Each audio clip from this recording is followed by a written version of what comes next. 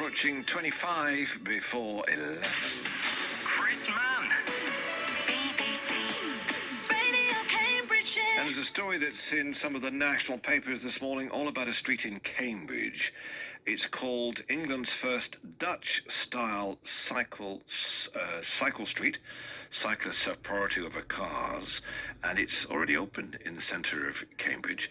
It is Adams Road. It's been closed to cars since construction began in October, but it's open again today. A kind of quiet opening of this all, and millions of pounds has been spent on this, whilst many of us have been waiting for the potholes to be repaired in our roads, in our local roads and the roads we go to work on. And it's a hazard for people in cars and people on bikes and motorbikes and so on. So why has one street, this is the question I'm asking this morning, why has one street in the centre of Cambridge, posh Cambridge, where houses apparently average at £2 million each, why is that had all this money spent on, but people in poorer areas are still waiting for their existing roads to be repaired? Well, let's go to the scene now and see what it looks like. Talk to our reporter, Tom Jackson, who's waiting for us. Hi, Tom.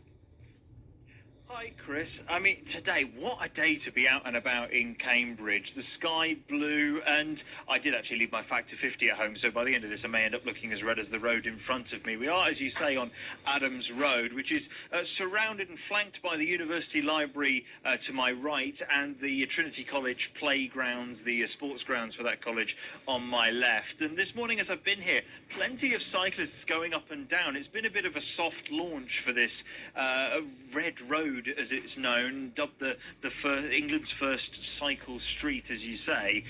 This is actually part of a wider project. It's funded and put together by the Greater Cambridge Partnership, and it is the Comberton Greenway is its official title. So it's one of 12 routes that are going to be built around the city to help improve cycle connectivity to some of the villages in the surrounding areas. And the sticking point with all of this, as you say, millions spent on it, over 2 million, just over 2 million spent on turning this road red. It's quite the price tag for just changing the colour. Yeah, we hoping to hear from the Greater Cambridge Partnership a bit later on, but I see a quote from them said, "We've heard too many stories of cyclists being knocked off their bikes and car doors suddenly opening into their path.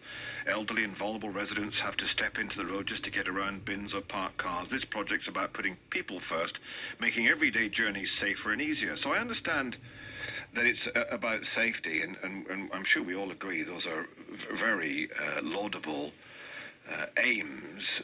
But at the same time as this has been spent and turned red, all this money's been spent throughout the whole county and beyond, the existing roads are not being repaired. That's what I think will stick in people's craw on this, Tom.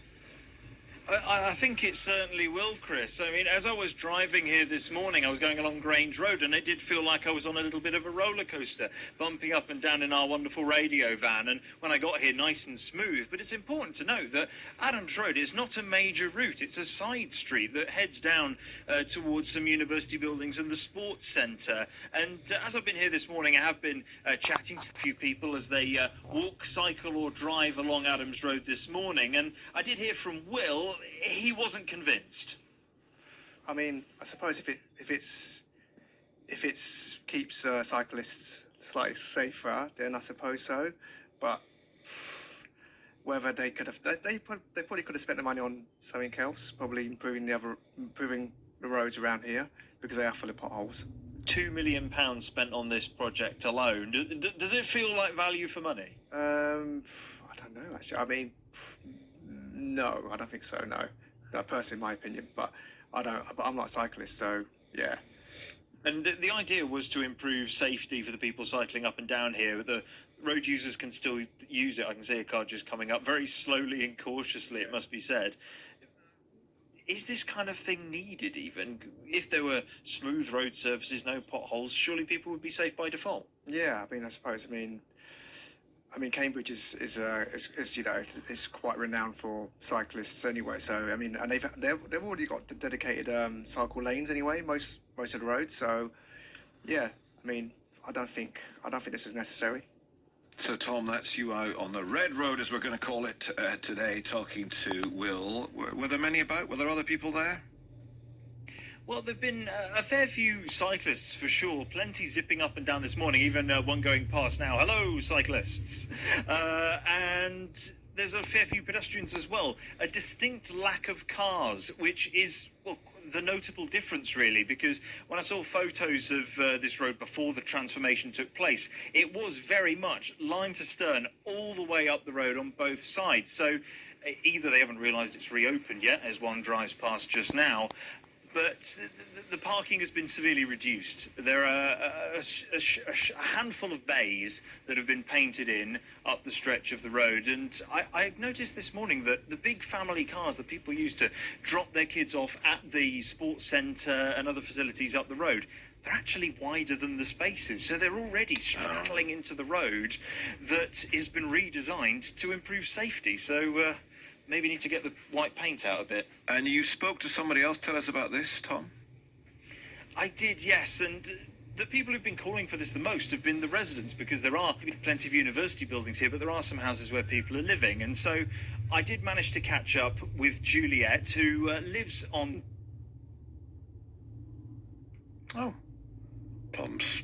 We just lost him there in the middle of that explanation, but it's Juliet that he spoke to. Let's hear from her. Well, I think it will really help with safety, so that's good, because that was the object of it. It's the second busiest cycle road in the whole of Cambridgeshire because of the West Cambridge site, the athletics ground and the big student hostel at the end of the road.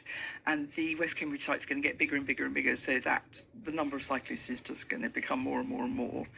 And I think before, because it was an ordinary road, often the cars didn't really pay much attention to the cyclists, and some of them are students and they're not very good at cycling, and they don't have lights and they wear black clothes and it's quite odd to see them.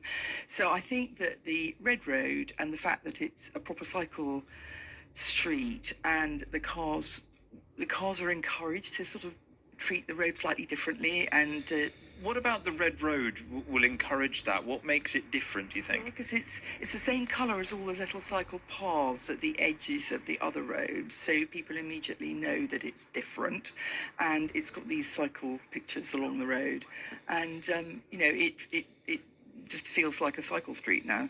So, And compared to how it was before, how would you say big the difference is? well, I think it's only really just been reopened properly in the last few days, so I think we're still waiting to see how it all pans out. But at the moment, I feel it's good. It's doing what it's meant to do. Yeah, it's still all slightly teething times, I think. So we're sort of waiting for it all to bed in at the moment. But this project, £2 million spent on this stretch here to turn the road red. Some might be thinking, well, if I look out my window, I can see sort of craters like the surface of the moon outside my door. Could the money not be spent better there? Well, I completely agree. It's the state of the roads in Cambridge is terrible. I mean, to be fair, this wasn't about repairing the potholes in this road. It was part of the bigger Greenway scheme, and this one goes from Cambridge down Adams Road, down the Coton footpath to Coton, and then to Comberton. So it's the Comberton Greenway. So, but I absolutely agree that I totally understand people feeling resentful and fed up that their roads are in a terrible state, and suddenly there's a lovely new road somewhere else. So, if they want to enjoy a nice road, come here to the only pothole-free road in Cambridge for the next year or so, and see what it feels like. But yes, I totally understand that. Juliet there talking to Tom. So you're on the red road, Tom. It's relatively quiet. Maybe it's been a soft opening, as you said, so people maybe don't know it's there right now. But it's. Have you seen many cyclists? Never mind drivers. I have. That's been the thing that I think I've noticed the most is the amount of cyclists using this road is absolutely enormous. There's someone going past here with what appears to be a large pot plant in a tote bag, so you're able to carry all sorts on your bike as you go up here. But yes, a very busy street indeed, Chris. 2.4 million spent on it, by the way. 3,000 cyclists every day. They said this was to slash the number of cyclists knocked over.